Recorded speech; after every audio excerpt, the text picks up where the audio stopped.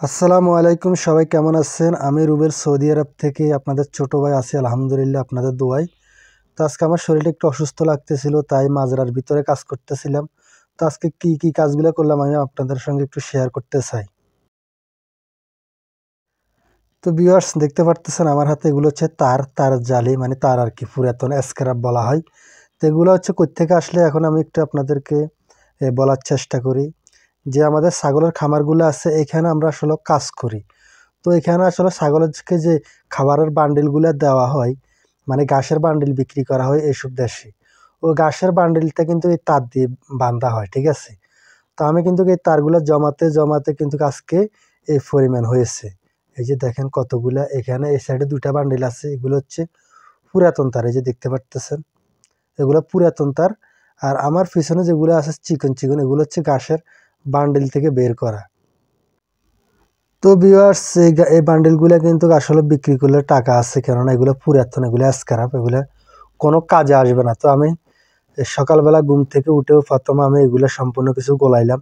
তো দেখতেছিলাম এখানে কতটুকু হয়। দেখতেছি এখানে প্রায় 20 কেজির মতো হবে শুধু তারগুলা।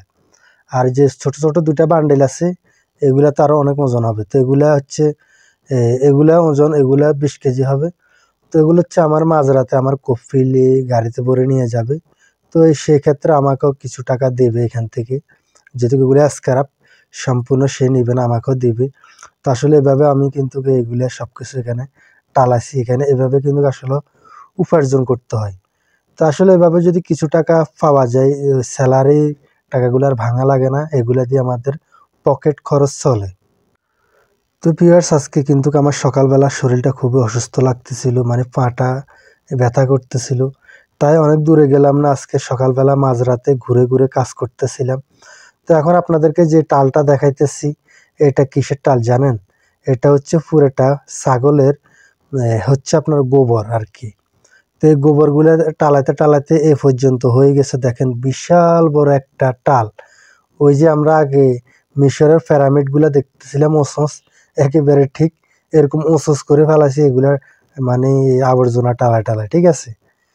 তো এই আবর্জনা টালা এভাবে উঁচ করে ফেলা হয়েছে। এখন এগুলা বলবেন কি করা হয়, আসলে এগুলা এসব দেশে আসলে এগুলা নেওয়ার মতো লোক নাই, ঠিক আছে? তো মাঝে মধ্যে যদি খেজুর গাছের গোড়ায় দেওয়া হয়, কিন্তু এগুলা কিন্তু বৃষ্টি হলে বন্যার পানির মতো কিন্তু বেশি চলে যায়, কেউ নেওয়ার মতো লোক নাই। এখানে কিন্তু অনেকগুলা, আমাদের দেশে কৃষক হলে কিন্তু এগুলা নিয়ে যেত, কিন্তু এখানে কৃষকেরা এগুলা নেয় না, এগুলা সবার বাড়িতে বাড়িতে আছে। আর একটা কথা হচ্ছে, এখানে যেসব মাজরাগুলো আছে সবাই 1-2টা করে পালন করে না, শত শত বকরি উট পালন করে থাকে, সেই জন্য হচ্ছে এতগুলা হয়ে থাকে। আর আমার মাজরাটা দেখতে পারতেছেন, এটা হচ্ছে পুরোটা আমার মাজরা এরিয়া, দেখেন বিশাল এরিয়া, বিশাল। এটা হচ্ছে আমার কোম্পানির, ঠিক আছে, আমার কফিলের। তো ভিউয়ার্স, আজকের মতো এ পর্যন্ত ভিডিওটি আপনাদেরকে দেখানোর চেষ্টা করেছি।